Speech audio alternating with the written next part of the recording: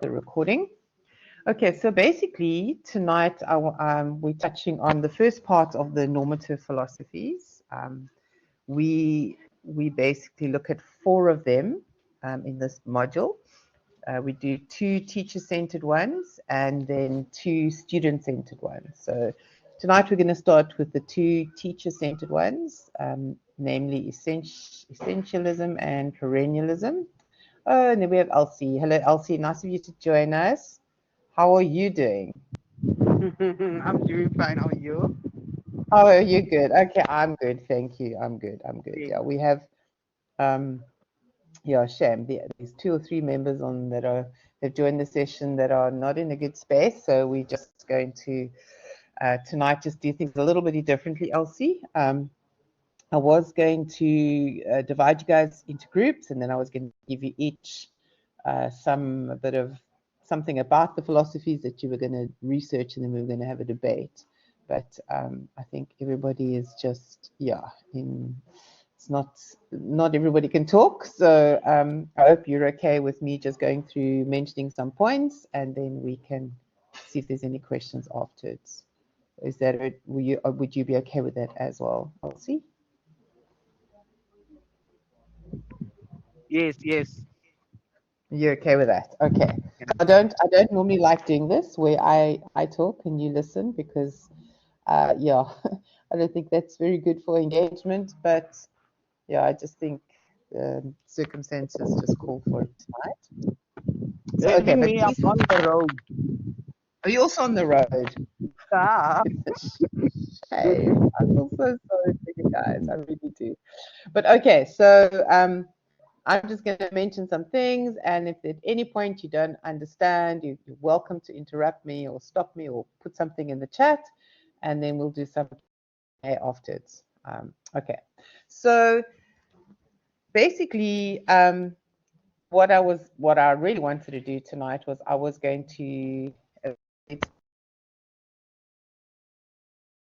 for a debate, and we were going to look at these 2 philosophies, essentialism and perennialism, and we were going to look at them within terms of their epistemology, their metaphysics, and then apply or look at how they can be applied to education, specifically within the South African context. So we're going to look at curriculum design, teaching methods, education goals, and then also relevance to globalization. So what I'm going to do is I'm going to take each of those points, and I'm just going to give you a little bit of really very small bit of information, which you can then use in your assignment or research further. I'm hoping that you've all managed to get a chance to listen to the recording that was on the YouTube channel on these 2 philosophies, as well as I don't know if I can't remember I think I did upload reading, but yeah, I know time is hectic and crazy, and yeah, Lisa Mello's also joined us. Good evening. Alrighty, and then we have Zakir. Okay, maybe I should just give everybody like 10 minutes. Okay, but let me carry on because otherwise we're going to run out of time.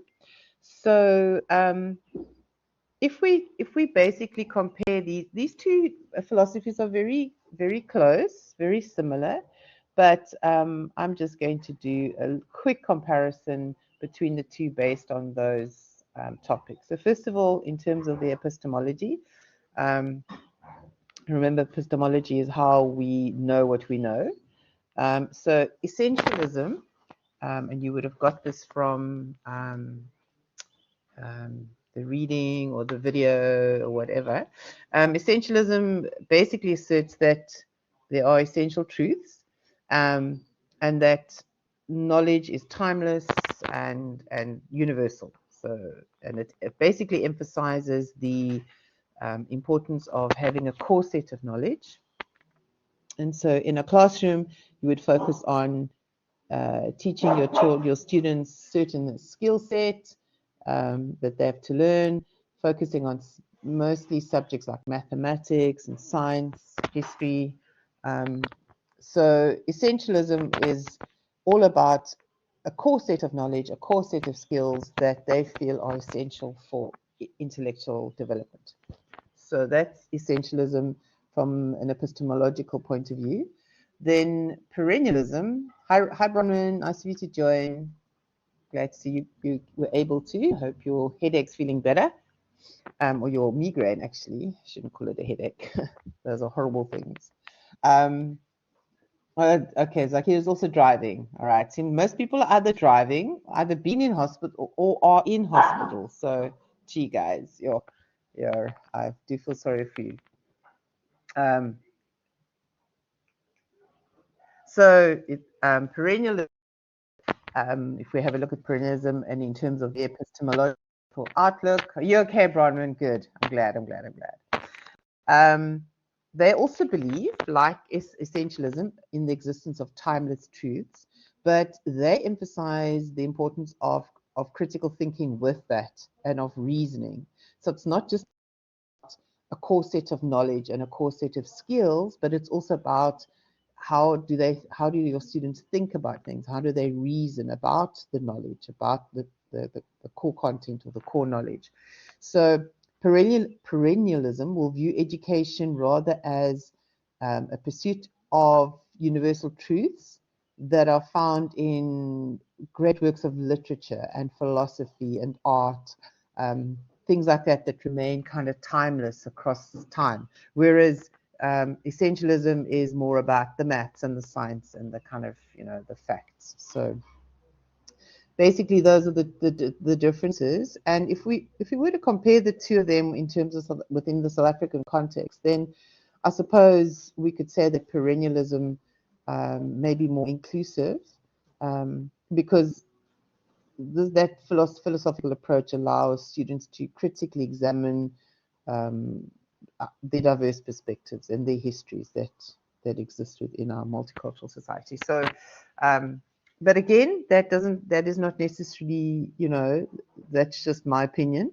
And if you get in your assignment, if you have to focus on any of those, again, as I mentioned before, there's no wrong or right here. So if you can motivate why you say essentialism is better for South African education and you motivate it correctly, then there's nothing wrong with that. So there's really no wrong or right. Okay, then if we take a look at these two philosophies under the heading of metaphysics, essentialism holds that there are inherent qualities or essences that define objects or concepts.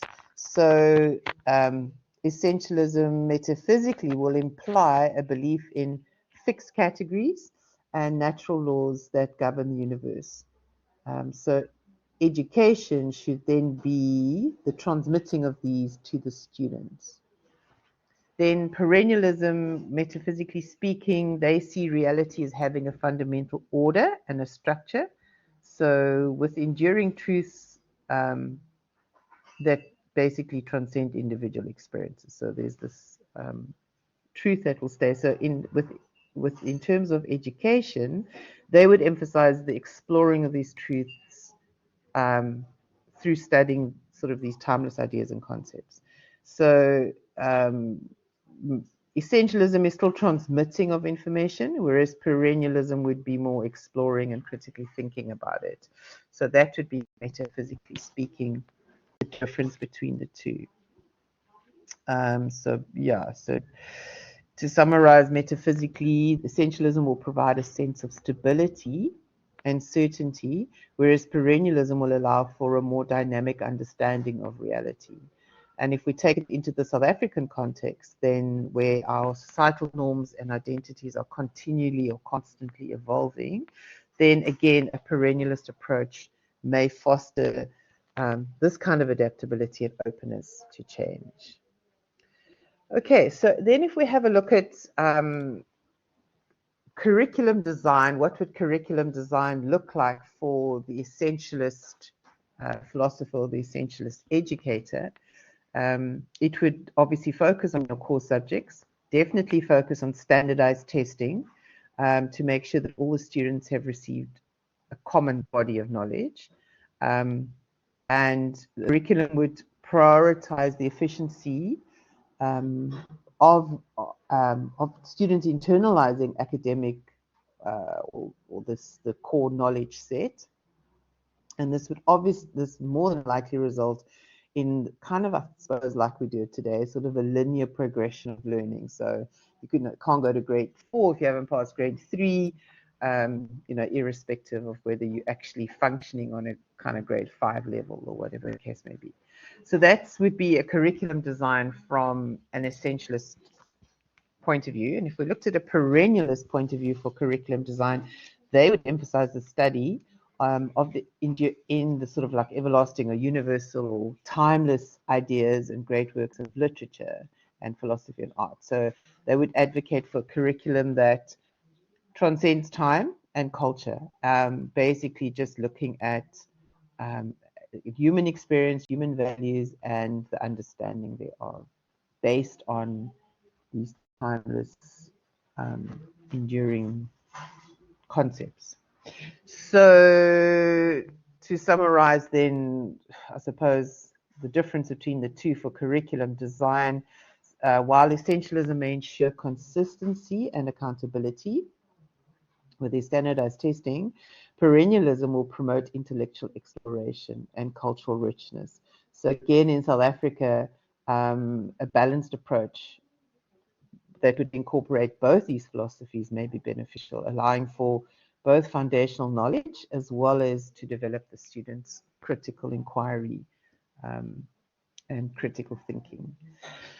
Okay, then if we take a look at the, before I carry on, are there any questions so far? Are you all still okay? Are you with me? I feel like I'm just running ahead here, marathon, listening to my own voice.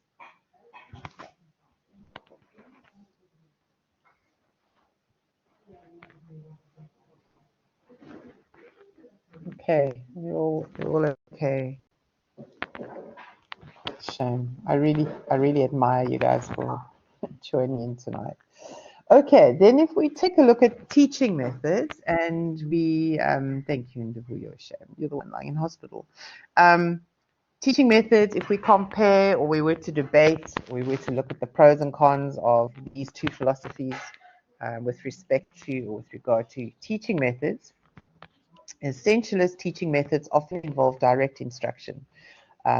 So it would be, this is what it should be done, step 1, step 2, step 3. It would definitely involve memorization, very much like our teaching, our school curriculum at the moment, and a lot of structured assessments. So teachers would play the central role in imparting this knowledge to their students, who then are expected to simply absorb and replicate the information. Now, I know that's very, definitely we come from an essentialist kind of like background, but I think we have moved on since then. I don't think the focus is still so much on our students being kind of like sponges absorbing everything. But I think there's still a lot of that if we really were to think about education in South Africa.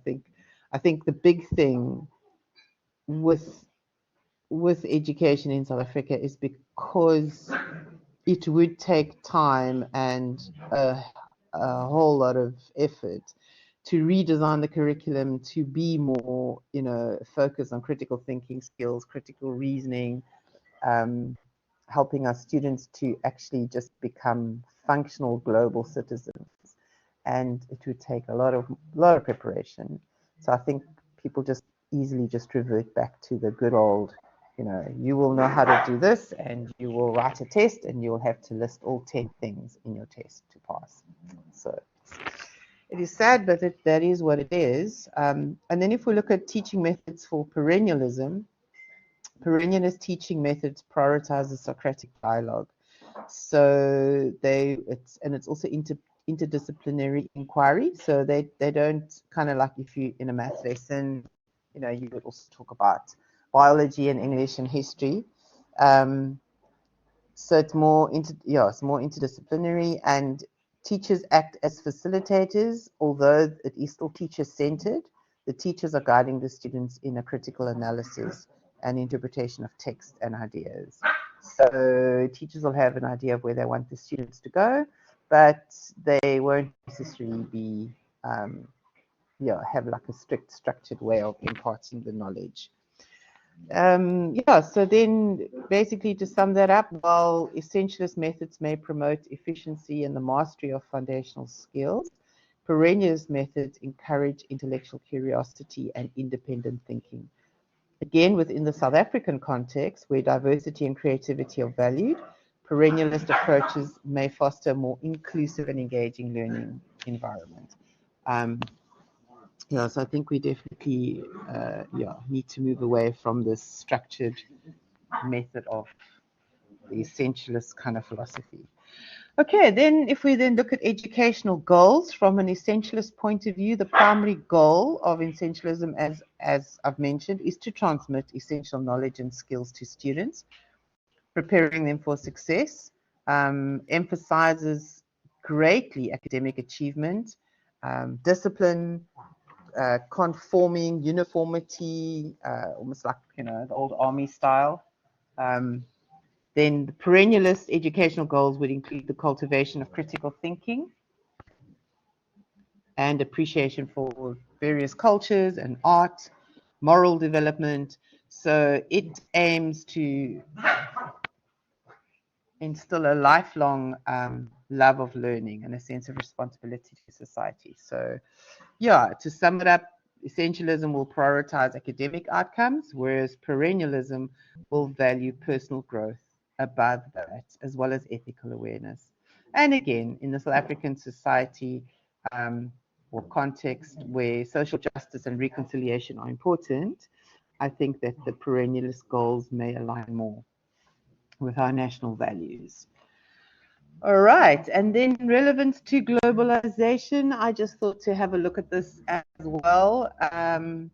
Essentialism in the face of globalization may differ, may offer a sense of stability and coherence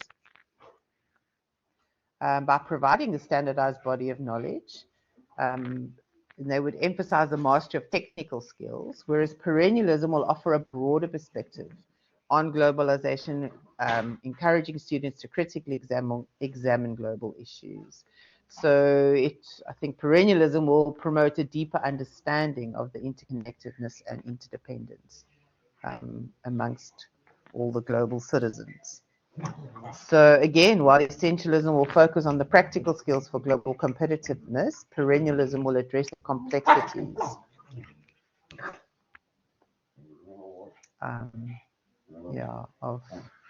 of being a citizen. So sure, I feel like I've just given you marathons worth of information in like 20 minutes. Yeah, that definitely was not the way I planned tonight. It's going to have lots of lovely discussions so that we could actually, internalize these philosophies more. But so before I go into the last slide has a QR code that is connected to a Google form, which has, I think, 10 multiple choice questions on it related to essentialism and perennialism. So we'll be uploading this onto VC Learn. So you don't have to do the Google Doc or the Google form tonight. But whenever you get a chance, you can just scan the QR code and then see how well you understand the difference between essentialism and perennialism. So any questions on this? Any comments? Any other questions you want to ask? Anything that's on your mind?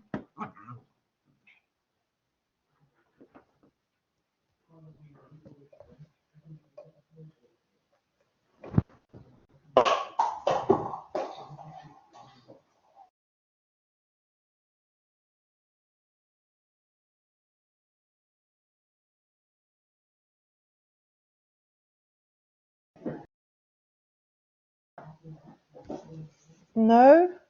You guys all good? Shame. I think you're shell-shocked. Yes, Lusamelo. How are you? I didn't even get to hear how you're doing. How are you doing? I'm surviving. How are you? Oh, shame. I think I'm better than what seems you all of you at the moment. You really all seem to be going through stuff. And I just would like to know, how can I help you, or what's on your mind, Isamelo? So I'm using this one textbook in regards to my research. It's called The Philosophy of Education Today. I think it's the African edition.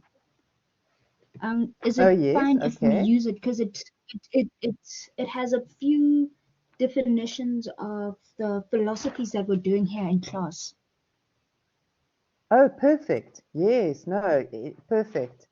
In actual fact, I think, did I Okay. put the link on? Yes, I did, for that education philosophies, that article. It's also a really good one. It kind of explains the differences also quite nicely. No, please do use it. Anything that you can find that is going to help you understand these philosophies a bit better. Okay. So Thank you. yeah, no. Oh, and then another. And also, And then, no, sorry, you carry on. I'm interrupting you. I'm so sorry. Another question that I have is, in terms of the articles and journals that we're supposed to use and research, which years can we use? Are we supposed to use something before from 2010 to till now, or it doesn't really matter which year the article or journal was published? Yeah, sure. That's a very good question, Lisa Mello. You know what? I'm not too phased with that. Philosophy is philosophy, and the thing is, you're not going to find much after 2010, for example, on the classical philosophies. You might find a lot on the postmodernism and post-structuralism and those newer ones, but I'm not too phased by that. Look, the actual core principles of the philosophies, that is the important thing, and that you're going to find irrespective of the date of the journal, the date of the article. Those, that information, that content, those principles haven't changed. So the way that they are written about or recorded or whatever will be the same. The only thing that, if it comes to applying those principles to the South African context, obviously you would want to look at articles that are, post 1994, sort of more relevant to us, to the South African context at the moment. But there again, you are also going to be applying the philosophical principles in the way that you understand them in your own discipline, if that makes sense. So if I'm lecturing history and I have to answer a question of how do I apply the philosophy of essentialism to my history class, the way that I apply it, the principle is the same, but the way that I actually apply it is going to be totally different to someone who lectures maths or another subject. So to answer your question, I'm taking a long time to answer your question, but to answer your question, when it comes to the principles of the philosophies, it does not really matter the date of the journal. When it comes to applying those principles within the South African context, then, looking at anything before 1994 is not really going to be relevant, if that makes sense. Okay, thank you so much.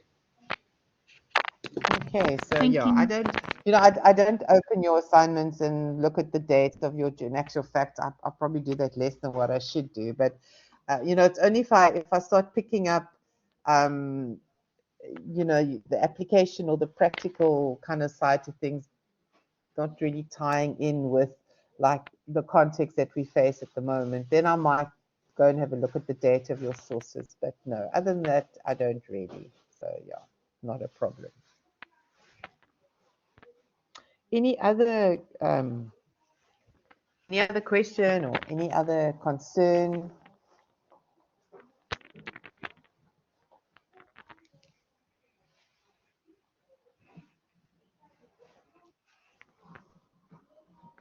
It's a pleasure, Lismelo. It's a pleasure.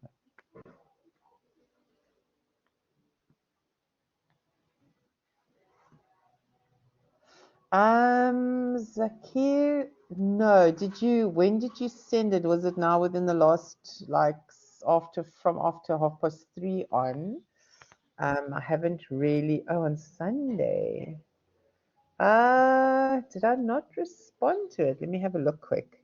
I do remember getting an email from you. was convinced I had responded. Let me just quickly see. Was it to do with Eid?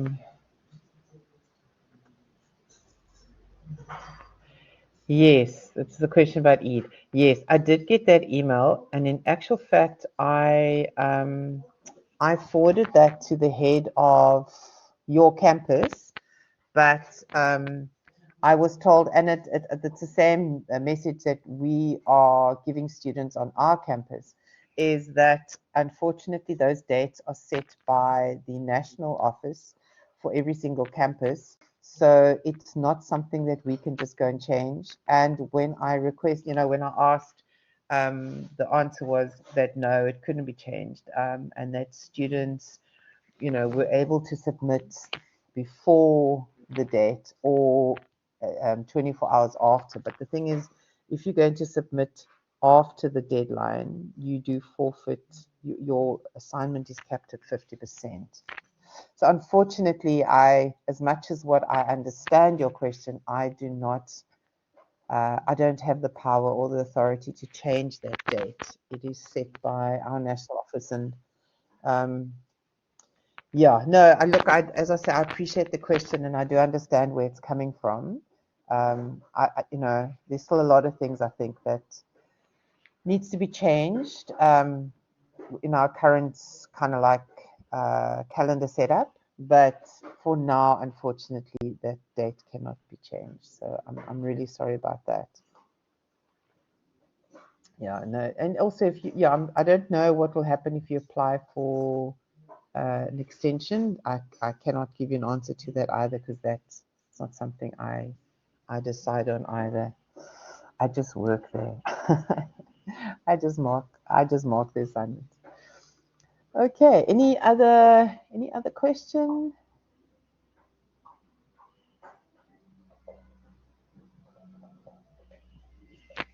I'm going to just go to the next slide. So, but as I said, I will upload this onto VC Learn, so you don't have to go to the Google Doc now this evening. It's just, for me and for you to see if you understand the difference between these two philosophies. Are you all okay with your first assignment? Are you understanding it? Oh yes, thank you for asking that. Yes, my plan, because the second ICE is due the end of March, right? Yeah. Just quickly have a look here, because I've got so many deadline dates in my head. Yeah, the second one was due end of March. Yes, so my plan is before the 11th, before you hand in your first assignment, is to get those marks updated on VC Learn. So yeah, it'll be done this week. And yeah, the 11th is Thursday. Yes, no, my plan is to definitely get that done by Thursday. Okay, going so far so good. Well, that's good to hear. That's very good to hear. And yeah, don't overthink it. Please don't overthink it. I just honestly, I just want to see that you've done a bit of reading, got a bit of an understanding of the different elements. At the end of the day, and one of the last learning units is that you're going to be putting together your own philosophy, which is going to be pretty much a mixture of all of these. So you will not have to, like, if somebody says to you, what are the core elements of pragmatism? Seriously, nobody's going to expect you to kind of know that sort of out of your head. So yeah, please don't think too much. But don't overthink this assignment. Okay, great, Bronwyn. I'm glad that you're also almost done. And I'm glad that session helped. So that was the idea. So I'm really glad it helped, and you're going to wrap up. Yes, okay, if you can do that, And I think you can submit, is it 48 hours before the time? Definitely 24 hours before the time you are able to submit. So yeah, then at least you don't have to still think of that while you're celebrating. Great. So I'm glad. I'm really glad that that helped. Yeah. So otherwise, it's this. You know, and it's really difficult in 1 hour every 2 weeks to actually lecture this module because it's so rich, and it's really a debating discussion kind of module. So yeah, face-to-face classes are easier. But hey, I think you guys have done well, and we have had some discussions when we were able to, and hopefully our next live collab we can get some debates going. Sorry, my furries. Yeah, okay. And any other, even if it's not related to the module, is there anything else that you want to, yeah, get help on or need to bounce off someone? How are your other modules going? Like the research one.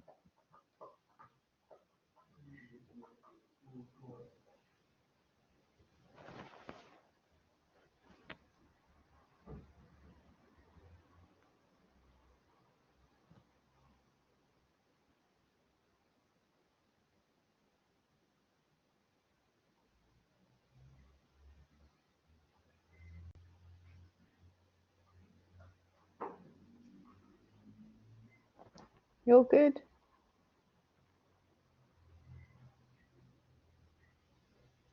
Sure. So for next week, obviously your assignment is now due on Thursday, but for next week for the recording, it's going to basically be in the student-centered philosophies. So we'll look at progressivism and social constructionism. But I will again put up a to-do list. Yeah, slow. Yes, that research module is hectic.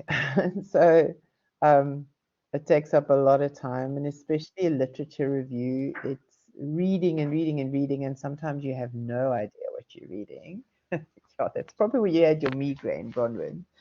But yeah, I mean, use the help that you can get. If you're reading an article and you don't understand it, I don't know if any of you have tried using ChatGPT to help you understand articles. Because it really does work. So if you're sitting with an article that is really the academic language is a bit hectic, then you just put it into ChatGPT and ask it to summarize it for you, give you an understanding of what it's saying. And sometimes that just helps you to get your mind around, because some of these articles, as Bronwyn says, they really give you a headache. You just read them and then you think, what have I just read? But another tip when you read articles, don't read the whole thing. Just read the abstract and read the conclusion. Because that's kind of all the information you really need. You need to know what the plan was with the article, what did they want to research, or what was their problem statement, blah, blah, blah. And then you just read the conclusion, because, at the end of the day, you just want to know what was the outcome of the research. But to read all the stuff in between, and obviously if there's a good introduction and it's giving you a lot of terminology definitions and explanations, etc., then read that. But when it gets into the data analysis, you'll see when you've got to do your own data analysis, it's painful. But yeah, and sometimes that's where you lose it. You kind of lose the plot. What is this article about? So if you read the abstract, read the conclusion, and then if it's something then that you feel you would, you want to investigate more, research more, then get stuck in the actual article. But yeah, that's what I do. So I use ChatGPT a lot for just to understand things, and also just to skim through articles. Otherwise, especially the volume that you have to read, the time is just not there. It's amazing how many people are afraid to use ChatGPT. And what I always tell the students is, obviously, you're not going to use it for the actual writing of your stuff. I mean, that would really be academic suicide, I think, because firstly, although it doesn't, there isn't any software to pick it up. It's very easy from a lecturing point of view, and you'll see with your own students. You easily know when a student has just copied and pasted something from ChatGPT, but it definitely is a great tool to help you to, yeah, it is. It is plagiarism because it's not your work at the end of the day. ChatGPT is getting that from somewhere else. So the three things that I mostly use ChatGPT for is, number one, if I've read, as I said, if I read something and I don't have time to read it again and again and again, and I really just want the essence, I paste it into ChatGPT and I ask it to give me a summary. It would be like getting somebody else to read it and please can you just explain this article to me. So that has helped me a lot, really a lot. And afterwards you kind of then also get into the whole terminology and language of these articles, and then you find you're using ChatGPT less and less, but at definitely the beginning. And the other thing I use ChatGPT for is if I have an idea, let's say for example, I want to research or investigate something, but I'm just not 100% sure what would be the kind of like main kind of like topics or things that I should touch on, or then I just, I actually literally type into ChatGPT, this is what I want to research. These are the issues. This is my problem statement, blah, blah, blah. What would be the best method for this, or what would be the best theory? And then it gives you tons of ideas, and then you go through and then you pick one that you feel, okay, I could use this. And then you go and you start looking for the articles, or you look at the research and you filter it through that theory framework or whatever. But I really just use it as a springboard, as an idea generator, or you should really give it a try. Really, I mean, even crazy things. I have to tell you this. My daughter once used it. Shit, but I'm still recording. Maybe I should stop recording. It doesn't matter. It does open up your mind because it it allows you to to to give your kind of understanding of something, but then it'll give you a different perspective. Sometimes we have blind spots and we don't think past certain things or certain ideas, and then oh, I never thought to look at it that way. And then from that perspective, you start getting different articles or different opinions. And yeah, no, I'm not, obviously, as I said, you're not going to use it to write something for you but definitely as an idea generator, definitely. What I wanted to say, my daughter went to France a while ago, and she's allergic to gluten, and she was going to this tiny little coastal village in France, and she wanted to know if they would have gluten-free food, and so we just, as a joke, got into ChatGPT, and we said, any restaurants in this little town in France that serve gluten-free food, and they actually gave her a name of a restaurant with the menu. ChatGPT did anyway. And when she went there, she actually found the restaurant. So it has its uses. And I just find it fascinating. Some of the things are absolute rubbish, and you can pick that up as well. When you read it, think, ach, nee, man, where did you get this from? But yeah, some things just, yeah, just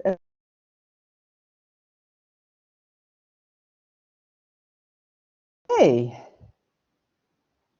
any other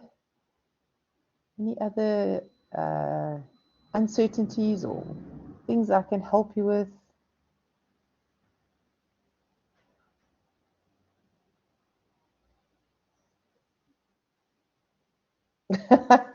The crash course, yeah. Please don't go in the, no, I haven't, no, whatever. This is what, yeah. I see teachers are using it now as well. In actual fact, I was reading an article. There's a woman in Japan who won the Japanese Literary Award for 2023 or 2024. I can't remember. But she actually openly admits to using ChatGPT, and she said she used it to, I forget now her exact words, but it was also along the lines of just generating ideas. And then she would then go off and write her story, and then she'd kind of think, oh, how can I change this or make this better, and she put it in, and then ChatGPT would give her another idea, and then she would go off for that. So yeah, it's just a sparking thing, and sometimes that's all your brain needs to just take you down a different road. So yeah, no, give it a shot. Give it a shot. And the thing is, our students are all using it. So, you know, if we're not going to use it and use it responsibly, then we're not able to show them. It's the same with cell phones. Everybody was so anti, and they wouldn't allow them into the classes, and teachers were so like afraid of them. But it's technology that's here to stay. So we either need to use it responsibly, or we can't expect our students to, I mean, obviously they will take a chance, and they do, but yeah, that is so, you can easily see when this is not someone's typing, that how did they think of these words or whatever. So it's easy to pick up. But yeah, ChatGPT, AI. If we use it, we have to reference it. Yeah, that new reference guide. Oh, we've had so much debate and drama over that, because all the students are seeing that.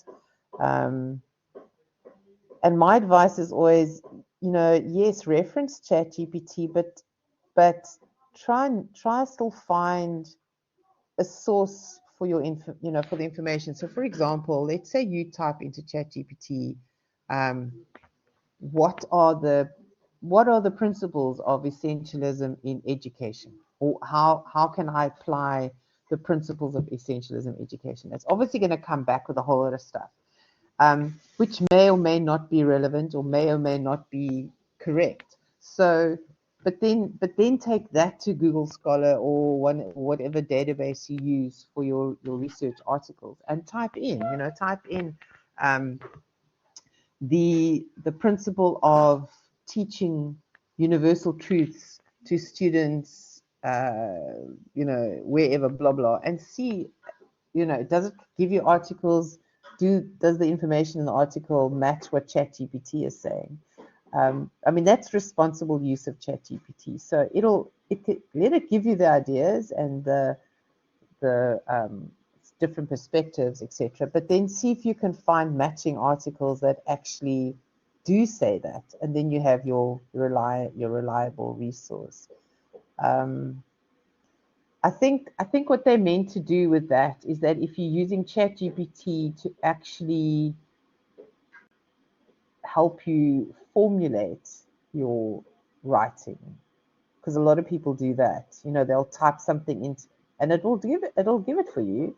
If you type in ChatGPT and you say, I want to write an essay, a formal essay on X, Y, and Z, it will write it for you. But the thing is, or you say, this is what I want to say, can you please give it to me in a different kind of like style or different format?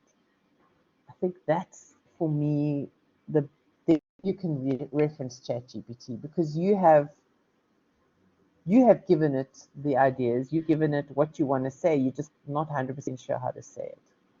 I don't know, guys, this is such a gray area, and I think for each lecturer, you have to decide what is responsible use of ChatGPT and what isn't for your students. So, but please do reference it if you are going to use it, but try not to use it, how can I say, like, if it's, how can I say, if it's fluffy, flowery information on the outside, that's different. But if you're really dealing with core information, elements and principles, then rather just find yourself an article that has the information in that you can reference. I don't know if that makes sense. But it's a gray area, and I think we still, I mean, the AI, I found the one, I don't know if I mentioned this last week, but called Question Well. And what it does, you can put a link of a video into this software. It's free on the internet. Or you could copy and paste text into it. So an article or a chapter of a book or whatever. And then you ask it to generate questions. So you'll see on this Google Doc that have set up, that was kind of how I started it. So I took an article on essentialism and perennialism, and it was actually a chapter in a book. And I copy and pasted it into this question wall, and then I said, please generate multiple choice questions. And amazing. Okay, obviously you've got to go through and check them and make sure they are sound, but 90% of them were actually fine that I could use. So I think as lecturers and teachers, and it's a great tool. And you can export it into either Google Doc or Kahoot. There's a whole lot of other things now I can't even remember, but there's about 15 different platforms that you can export this information into. So yeah, AI is here to stay. So yeah, if it can make your life easier, definitely. But yeah, there is a fine line. There's a fine line between your work and a machine's work. You can check. Yes, there is, Lisa Melo. There is where you can check if they plagiarize their work. I know the one is called Edit. I think it's called Edit ChatGPT or Zero ChatGPT. I can't remember now what it's called. But you know, again, you can try that. But some people are so clever, and AI is developing all the time. So to keep ahead of, I don't know where this is going. I feel very sorry for people whose job it is to, for example, to code, to write code and things. I think that's probably one of the first jobs that are going to become obsolete with artificial intelligence. But then again, it's still a machine, and needs some bit of human interaction. But it is quite scary. Imagine if you could just speak into your laptop about symptoms, and it kind of tells you exactly what you got and gives you a script. Go to the chemist. Oh, gee. Yeah.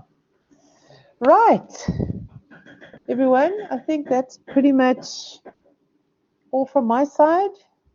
If you don't have any more problems or suggestions, questions, it's an absolute pleasure. And please, let me know if there's still any problems that you have with your assignment, especially when you start wrapping it up this week. I can get back to you still before Thursday. And for those of you that are celebrating Eid on Thursday, all the best, and I hope you have good celebrations. And there will be a recording for next week, and I will definitely update your ICE marks this week on BC Learn, so that should also be fine. Right. Thanks, Akir. Same to everyone. Have a great week further. Stay warm. Cheers, everyone.